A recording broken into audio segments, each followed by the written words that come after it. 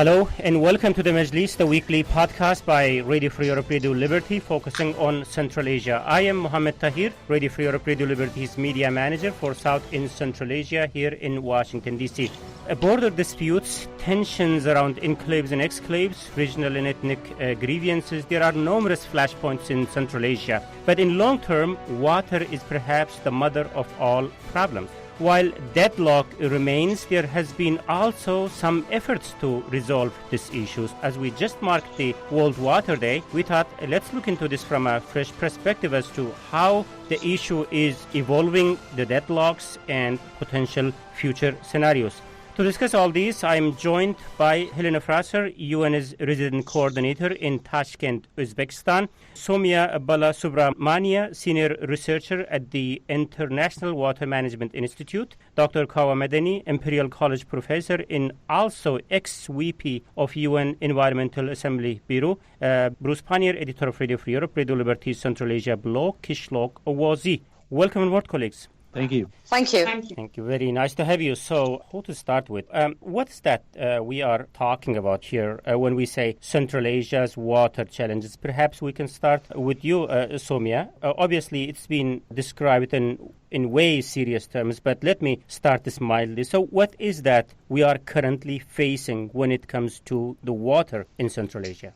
I think the problem is, in some ways, echoes some of the larger trends that we are seeing globally, where you have increasing populations, changing preferences, changing dietary requirements, increases in demands for energy. And when all of that comes together, water is essentially a very basic input that pretty much is involved in the production of food and the production of energy. And that automatically puts pressure on the resource, especially in an environment which is already semi-arid. Climate change makes that a trickier problem to manage. So in a sense, it's almost a two-part problem. There might be limited physical resources, and then with the increases in populations and the changing preferences, how do we, in a sense, manage those limited resources in order to benefit as many people as possible? In a very broad sense, that's sort of how at least I think about the problem of scarcity and the water crisis. There's also a transboundary component to this, of course, because there are shared resources between these different countries, shared water basins. So part of the problem there becomes, how do you share the water? How do you manage the water? Countries have their individual requirements, their individual needs, and yet cooperation and coordination might be needed. What are the avenues to make that happen? Those are some of the, in a sense, the broad challenges, if you will. Let's look into this from a very, very local perspective, Helena. So when you think of water in Central Asia, what are some of the things that comes to your mind in terms of challenges? Well, sustainable water resource management in Uzbekistan, which is where I'm based, really faces two key challenges. First of all, as you know, there are basically two rivers that supply 90% of Central Asia's river water. Right. And for Uzbekistan, in fact, 80% of its water resources in total come from neighboring countries. And secondly, combined with inherited Soviet-era water management practices and the legacy of the monoculture agriculture system, there are significant water shortages, which, combined with climate change, exacerbated indeed by these water shortages and the impact of the Aral Sea tragedy, which has affected the microclimate and exacerbated climate change locally, we are anticipating that the pressure on water will lead to increased challenges, both from irrigation, but also access to clean drinking water for rural populations in particular. And of course, we're celebrating today, or late celebration of World Water Day from last week. And, the access to clean, safe drinking water is in fact a right. And so the UN is working at it both from the local level to support tackling these two challenges from an Uzbek angle, supporting the government of Uzbekistan, supporting local communities, supporting local authorities, but then also tackling it from the regional level through the UN Centre for Preventive Diplomacy and a platform for facilitated dialogue on addressing the sub-regional challenge that the countries of Central Asia face. Yeah.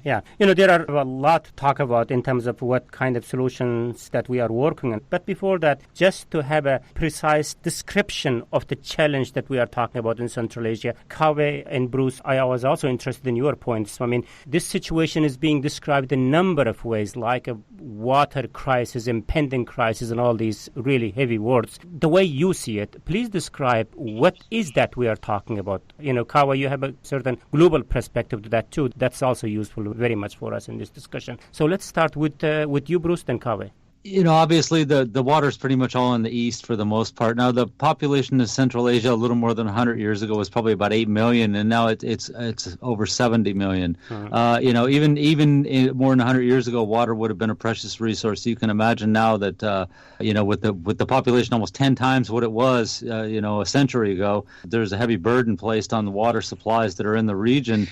Past that, I would also mention that one of the things that they have not, or maybe they're getting a little bit better at it now, but waste comes in this. We know that they build a series of canals. There's a lot of artificial waterways that were dug or built during the Soviet era.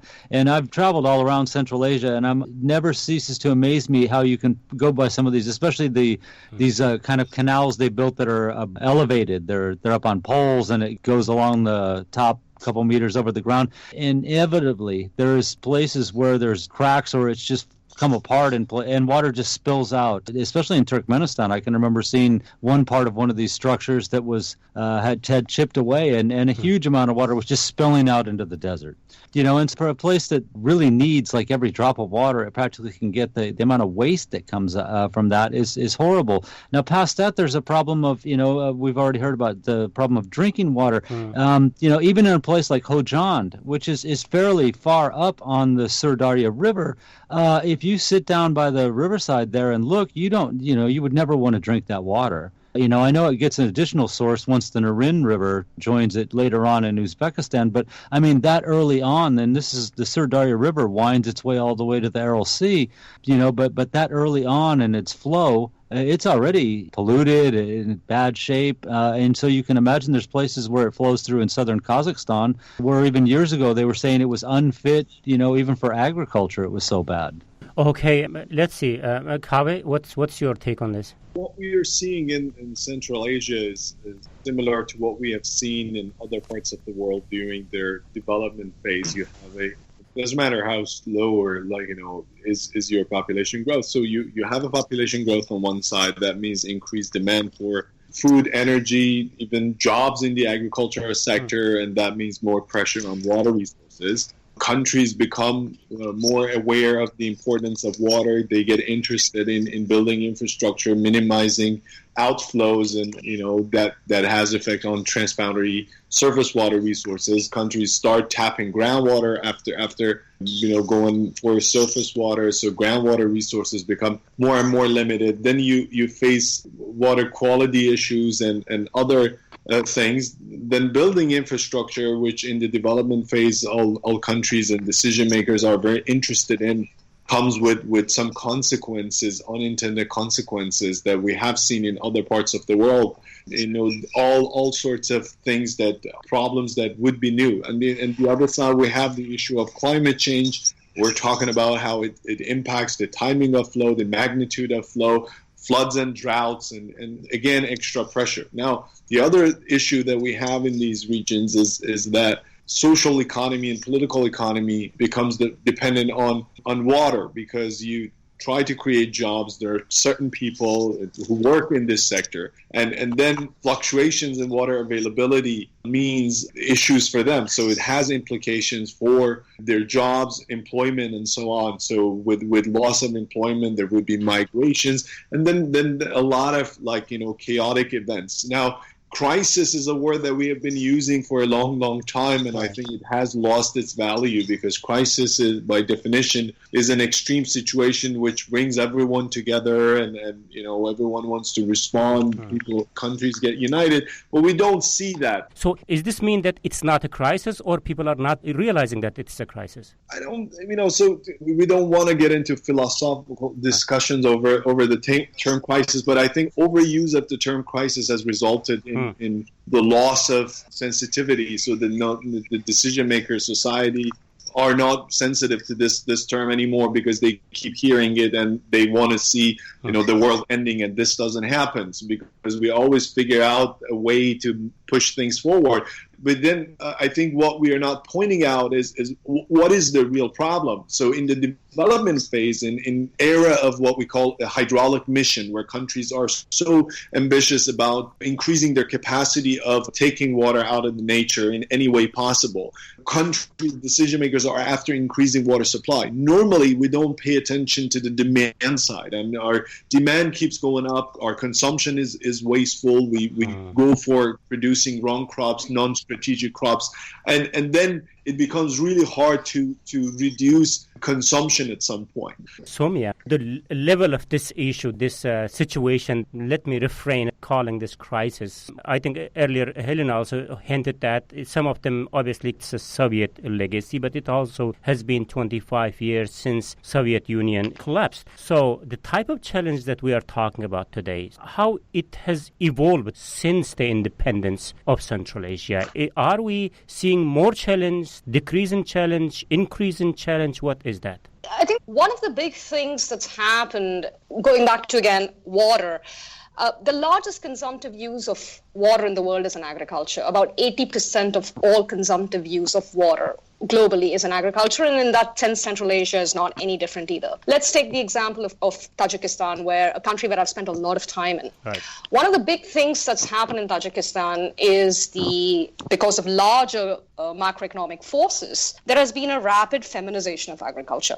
Now, if you look at, it is the case that after the Soviet Union collapsed, there was a collapse of irrigation management, particularly in Tajikistan. And a lot of capacity was built in through international efforts and government efforts that were coordinated. But a lot of that capacity was instilled in sort of the hands of males, the managers of farms, who are typically male because they're the guys whose names are on the titles of the farm.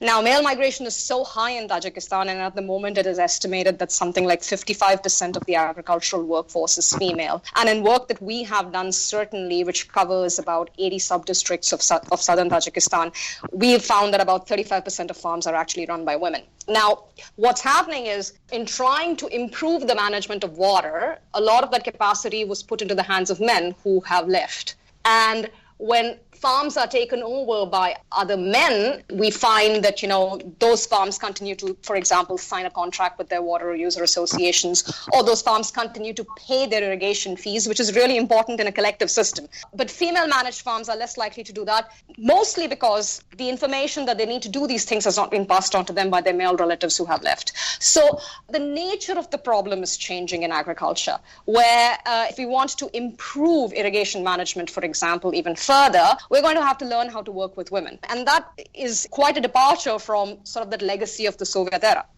Helena, what's your take on this? I mean, Soumya brought us a very interesting point, like in terms of contributing factors into this continued challenge. So from your perspective, what are some of the major contributing factors into this? I mean, there are structural issues. There are some local and regional politics involved with this. Obviously, when I said it's a Soviet legacy, it's not just the irrigation system.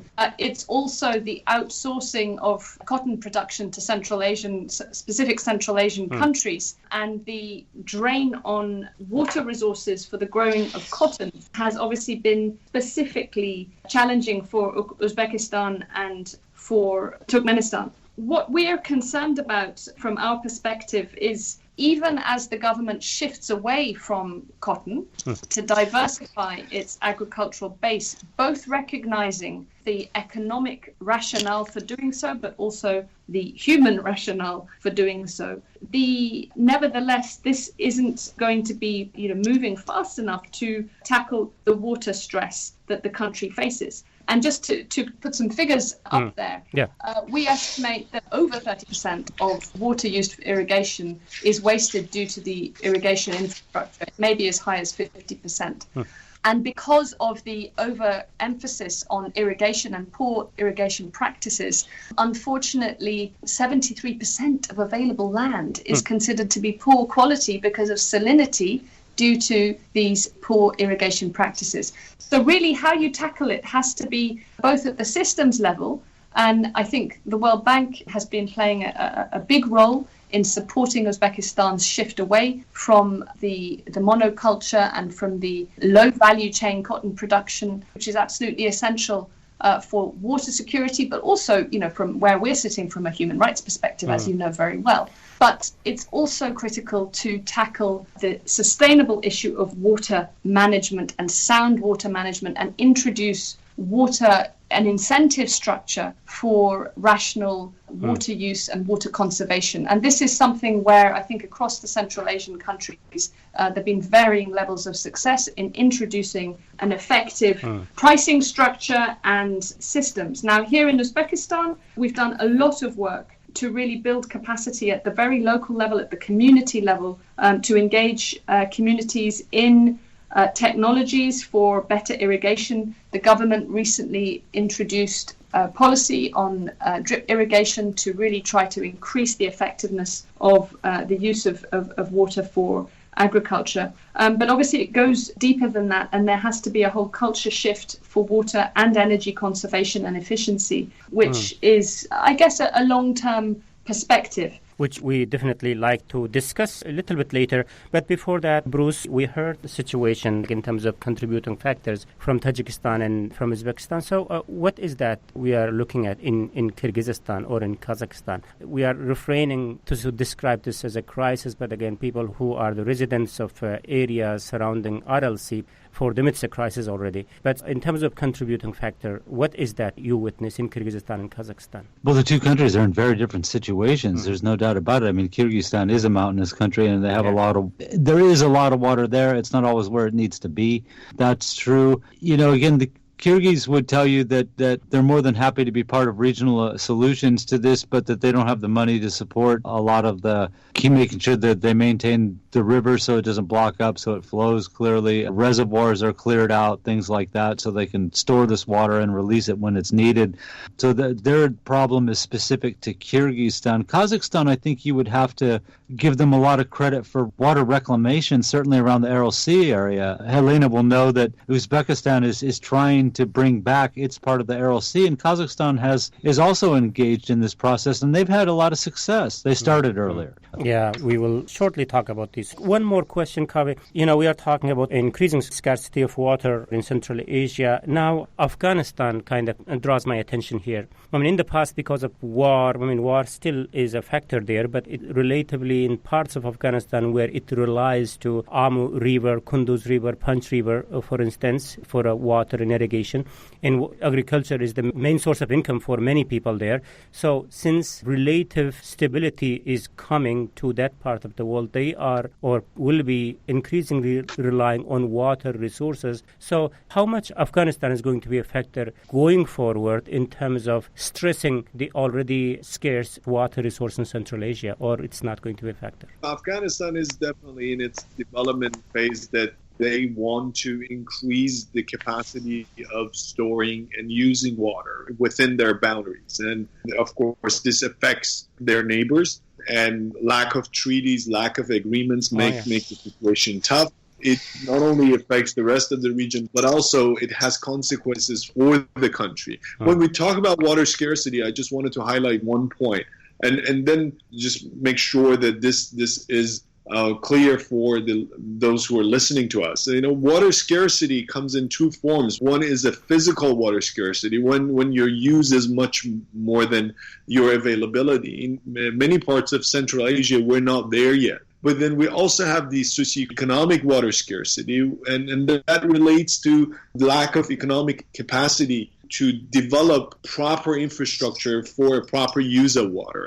And some of the places in Central Asia is suffering from this sort of scarcity. And then some arrangements, some financial aid, and these things will be made, and one infrastructure is being built. But because there's no comprehensive long-term plan based on sustainable development goals and long-term view of how to solve the problem, then there would be some effects and some bad effects on all sectors, including the agricultural sector, which has proved to be very vulnerable in other parts of the world. So I really hope that Central Asia leaders, engineers, designers pay attention to what has happened in other parts of the world, because we don't have to reproduce every problem that others have already produced and experienced. Right. Okay. So let's turn the table and look into this from a different angle. I recall Uzbekistan's former President Islam Karimov's famous remark, perhaps warning, that the water disputes could lead to a war in Central Asia. Obviously, he's no more, and since his death, we have seen some positive changes taking place there. But how far or close we are to a permanent solution, and what are some of the continued deadlocks? We will continue the Majlis talking about this and many other questions very shortly.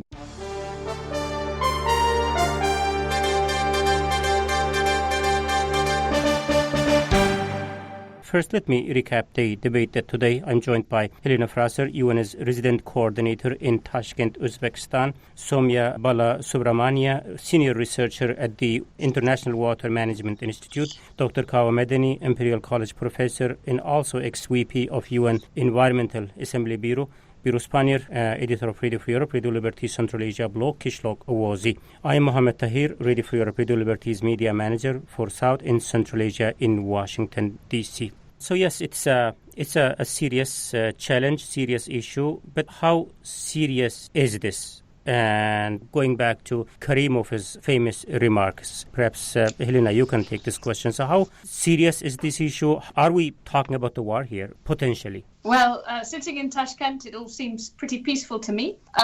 But let me start by saying, indeed, the pivot towards sub-regional cooperation that took place with the assumption of President Mirziyoyev to the presidency of Uzbekistan has really helped to strengthen the focus of the 5 countries on how to further develop sub-regional cooperation.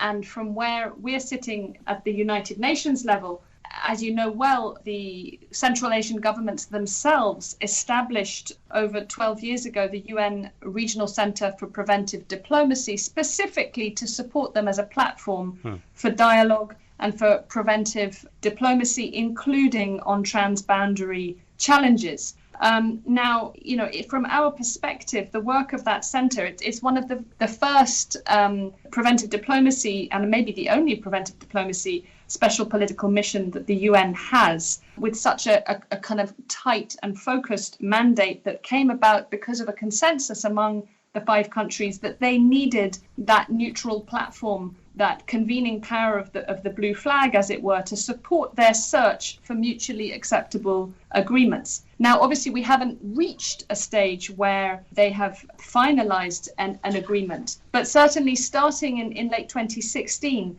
under this new era of regional cooperation, we are seeing a renewed political will among the decision makers of the 5 countries to have a structured dialogue around transboundary water management issues and transboundary energy issues. And we think that the current political dynamics in Central Asia are creating opportunities to support the countries to really be successful in the search for those solutions. So I think that from where I'm sitting, the chances of success have never been greater. What makes you believe that?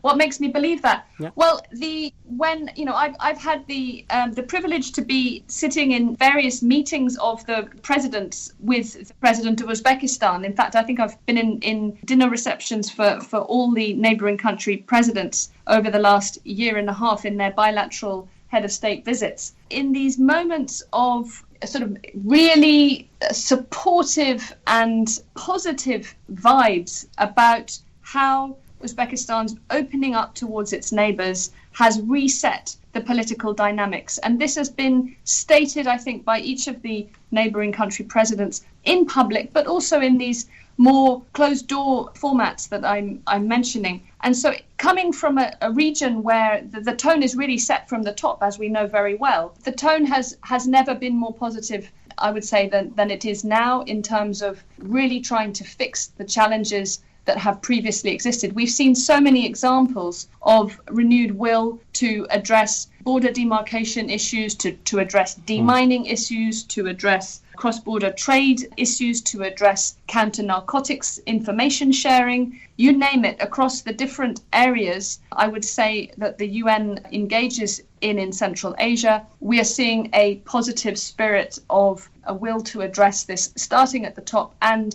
going downwards through the different ministries. We saw it in the Turkmenistan head of state meeting as well. And I believe in a couple of weeks here in Tashkent at the Navruz summit, nothing tells me we won't see further positive dynamics. Again, I'm not privy to how far we are in terms of a concrete tabling of solutions, but certainly we see the dynamic and we see the willingness to discuss transboundary water and energy issues and to look at creative solutions, to listen to expert advice as really providing a fertile environment for reaching constructive solutions. Okay, let me take a perspective on this from Tajikistan and from Kyrgyzstan and Kazakhstan. So first, Somia, Helena is talking about some renewed interest, some genuine positivity about resolving this deadlock, this tension there in Central Asia. So how it looks like from Tajikistan, and then Bruce, how it looks like from Kyrgyzstan and Kazakhstan. I think there is certainly an understanding that this is a shared resource and it needs to be managed judiciously in everybody's interests. One of the big things that, of course, happened in Tajikistan last year was the high-level panel on water was organized and hosted by the government of Tajikistan, which was a major step, which brought together not only the 5 stans, but also Afghanistan and certainly other countries that face similar problems. The nature of those debates were, I would say, very frank, very open, issues around water management, openly and freely discussed. Issues such as, thinking about water quality, thinking about economic instruments, thinking about IWRM, engineering-based solutions were talked about. But more importantly, what was very interesting in that larger discussion was the understanding that you really couldn't look at water without thinking about how it fits into the other economic goals. One of the big challenges that comes to sort of solving issues around water is that there's a tendency to sometimes look at it as a sector and sometimes look at it as a resource. But the fact of the matter is that that it's usually an input into something else. Let me give an example about going back, connecting up to Helena's points and all the talks about monocropping. And all of that is true in the sense that it uses a lot of water, it can be very polluting, but it's also the case that, for example, in Tajikistan, it's currency. It's a really important store of value. Right. And it's something that people store and people sell when they need cash. It's something that doesn't deteriorate in quality. In a country that doesn't have cold storage or processing or canning, it becomes very difficult to talk about diversification unless we, get into all of those issues as well. And so, in a sense, a lot of this discussion at the high-level conference was not just around water, but about what's happening at other sectors, if you will, in the economy, link up to water and, create that conundrum. So in that sense, I would say that it was a very, at least in Dushanbe last year, it was an extremely positive atmosphere for discussion and conversation. Yeah, another positive development is also that new Uzbek president's willingness to allow Tajikistan to build the dam. So, Bruce, Kyrgyzstan and Kazakhstan. Kyrgyzstan, as I mentioned earlier, they've always been open to water cooperation. I mean, any one of the Kyrgyz presidents has always said that they want to make sure that their neighbors get the amount of water they need. They also want to make sure that Kyrgyzstan gets the use out of the water that it has. And, of course, by that, I mean the construction of hydropower projects in Kyrgyzstan, which they financially are in no position to do. And I have no idea when they will be able to. But, so the government has its policy, and it's always been accommodating to the neighbors and willing to talk. Unfortunately, on the local level, when you actually get down to the areas where people live, it's one of the places that's really been plagued by water disputes. I mean, we've just seen this along the Tajik-Kyrgyz border, down in these places by Aksai, Kuktash, those kind of places, where water does set off tensions all the time. Just trying to extend a field over, block off part of a water or a creek or something, a little stream somewhere, is enough to start people throwing rocks at each other. And even along the Uzbek border, although it's been better now, they've had their they always focus on this mountain that's out there with the television relay station, but actually the real problem around that is a reservoir, which technically seems to be inside Kyrgyzstan, but has Uzbek ownership, and that's really what sparks the problem there all the time. Is the Uzbeks want access to that water, unfettered, unhindered access to that water. So there's been a real problem trying to figure out, at the local level, the governments talk about it and seem to resolve it, but then it gets back to, the locals in these regions, and they either haven't been informed or haven't accepted the decisions that their governments have made, and these problems just seem to be recurrent in the area. Kazakhstan has also been fairly receptive to cooperation on water. They're certainly a downstream country. I can't say that they seem to shift. There was a time when Karimov, of course, you mentioned that he made his statement about, water, if downstream countries suffer, it could be reason for war. And when Karimov would visit Kazakhstan, or when him and Nazarbayev would get together in some other setting, Shanghai Cooperation Organization, CIS, something, Nazarbayev would agree that, it's a problem, it has to be confronted. But then when Nazarbayev would meet with whoever the Kyrgyz leader was at the time, or maybe meet with Rahman, they would agree that, upstream countries have a right to use the water that they want to. So we don't have a real clear policy, at least under the last Kazakh president, as to what Kazakhstan's stance is. Although, again, generally, they're for discussions, regional discussions on water use. And certainly they've been one of the few countries that's actually continued to fund efforts to save the Aral Sea. And I mentioned earlier they'd done work on their part of the Aral Sea, but I mean, really, the fund that Central Asia created years and years ago that was specifically targeted at saving the Aral Sea, Kazakhstan has been one of the few countries that's really regularly made its full donation to this, even when other countries have backed off this. Okay, let's take, Kawi, your point in this. I hear from our panels there are some genuine positivity towards this. So if we were to solve this issue, where the solution will come from? In which form, in which way?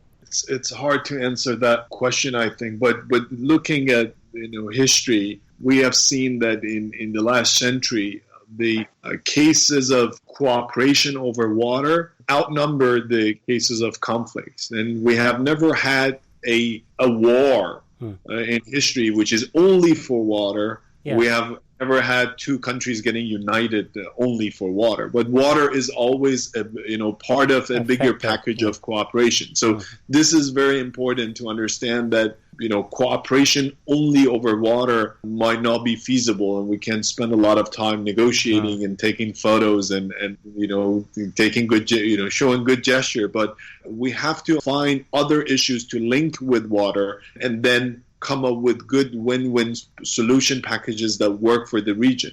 If we look at the immediate sectors that come into mind are, the energy sector, the agricultural sector, which are naturally linked to water. But sometimes you have other sorts of cooperation between countries which would help their water cooperations. In case of Afghanistan, for example, that you mentioned in your previous question, Afghanistan and Iran are negotiating over water in their negotiations over other topics. So water is a topic that they are including in their negotiations. So there is a lot of room for improvement. There is a lot of room for sharing infrastructure, operating infrastructure together, investing in development in the countries in the region. And the benefit would be for all, because we need to understand that environmental problems of ours don't recognize our geographical and political boundaries, and the problems would stay in the region for generations, and they go across borders. And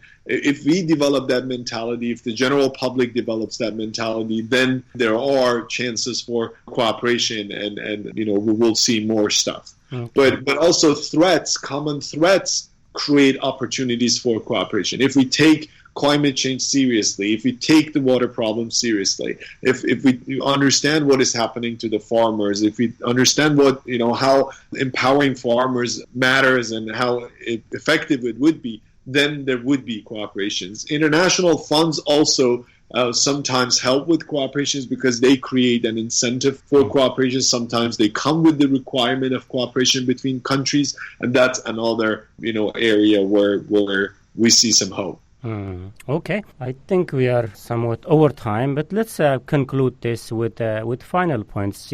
I heard some positive developments, positive hopes, some cautious hopes. So what's that Helena, you would be looking at going forward to determine where we are headed with this problem, with this issue? Well, thank you very much. I think we would, as I mentioned, really try to continue tackling this challenge on two levels. I completely agree. These challenges know borders. And that's why it's important that the UN, which is relatively well trusted by all the Central Asian states, continues to facilitate the sub-regional dialogue on natural resource management. That will be under the Center for Preventive Diplomacy. But it's also important, in my view, that the UN country teams, the operational development agencies, work cross-boundary, cross-border to support, for example, the basin water commissions, the water users associations, and so forth, to build trust. As was mentioned, this can be a flashpoint in local communities. I'm pleased to say that the UN has now just received approval to do that across the Uzbek-Kyrgyz border, to engage with communities for confidence building and support in the new atmosphere. And then I think it's important, finally, to really keep investing in supporting in each of the Central Asian countries the long-term national water strategy that really looks at the period up to 2030, the aspiration enshrined in the Sustainable Development Agenda for sustainable resource management, for effective climate mitigation measures, and of course for clean and safe drinking water for all. And that will require us to continue investing in the institutional capacity, building capacity for water and energy conservation, and working on the issue of efficiency. We've shown clearly through some pilot projects that UNDP has led in a number of the countries in the region, that working with the Water Users Association, we can reduce loss of water by up to 30 to 35% in terms of improving efficiencies. So there are positive directions to take. There's positive stories to build on. I would agree with the colleagues. This is not a crisis. It's a very serious and long-term and evolving challenge. And I think if we harness the political momentum in the sub-region right now, and also put our collective support and resources to tackling it, that we can make a significant positive impact. Okay, great. Thank you very much. So let me also take Dr. Soumya, your point in this, in the context of this political development that Helena was referring to. So what you would be looking at going forward to determine where are we headed with this challenge? I agree with all the points that Helena raised. I think one of the key things here is to really build human capacities and capabilities, especially in terms of being able to use better data in order to understand the problem, identify solutions.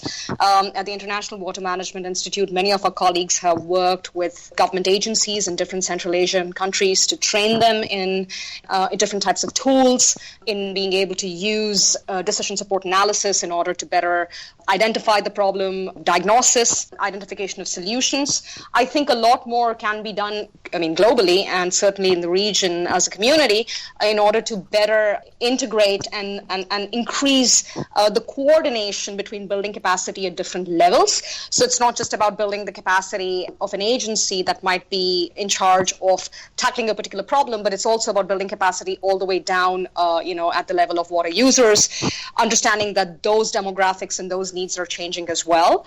And at the end of the day, I think it's about also, keeping an eye on what do we not know, and constantly checking some of the assumptions, because a lot of things that we assume are nuanced, and many of the things that are true also change. And so I think being able to fill those knowledge gaps and invest in capacity would be key, including for cooperation and diplomacy. Okay. Dr. Kowe, also your point in this, I carefully listened both of our guests so far into my final question. So there are lots of, ifs and wins when we talk about the future. What's that you will be looking, some of the elements to determine where the region is headed with this issue, either positive or negative way?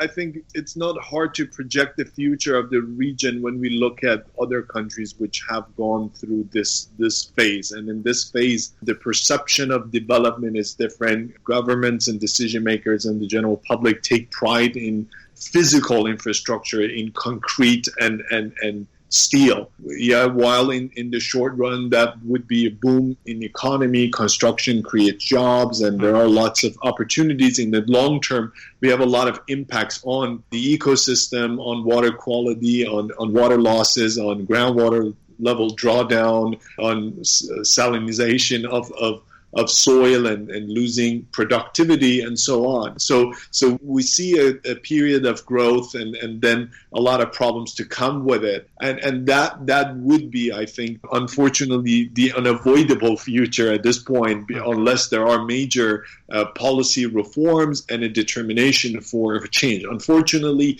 in the weak economies, the governments don't have the flexibility of diversifying their economy enough to be able to address their environmental and water problems properly. And that is sad. And then, add to this the climate change spice and the growing population and demand and conflicts and tensions and so on.